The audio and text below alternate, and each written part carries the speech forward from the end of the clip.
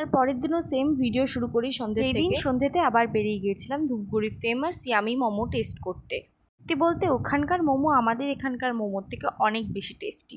আমরা নিয়েছিলাম 1 plate veg momo, নিয়েছিল 40 টাকা, সাথে ছিল স্যুপ। স্যুপ খেতে খেতেই আমরা ভেবে নিলাম আজকে আমরা করব ফুড ব্লগিং। ধূপগুড়িতে অনেকগুলো দোকান থাকায় আমরা ভেবে নিলাম আজকে সব দোকান ঘুরে ঘুরে সব খাবার টেস্ট করব। প্রথমেই ছিল সুগার অ্যান্ড স্পাইস, ওখানে ভিডিও করা নিয়ে ন্যাকামো করছিল, কিন্তু পরে আবার ভিডিও করতেও দিচ্ছিল। অর্ডার করেছিলাম একটা ফিশ চপ, নিয়েছিল 30 টাকার। তারপর চলে গেছিলাম মনজিনিসে, ওখানে গিয়ে সেম প্রবলেম, কি খাবো বুঝতে পারছিলাম না। যাই হোক, পরে অর্ডার করে নিয়েছিলাম একটা পেস্ট্রি, তারও দাম নিয়েছিল 30 টাকা। তারপর আমরা দাদুর দোকানে চলে গিয়েছিলাম। ধূপগুড়ির মিয়া মোড়টা আমার দাদুর দোকান। সত্যি বলতে কি, নিজের বাড়ির থেকে দাদুর বাড়িতে গেলে একটা আলাদাই ভালোবাসা পাওয়া যায়। আবার সেই শুরু হয়েছিল, কি খাবো বুঝতেই পারছিলাম না। ওখানে ছিল একটা উইকেন্ড স্পেশাল চিকেন পাই, তো সেটাই আমার বোন অর্ডার করেছিল। তারপরে এই পেস্ট্রিটা খেয়েছিলাম। তা আমি একটা মাউন্টেন ডিউ খেয়ে বাড়ি চলে এসেছিলাম।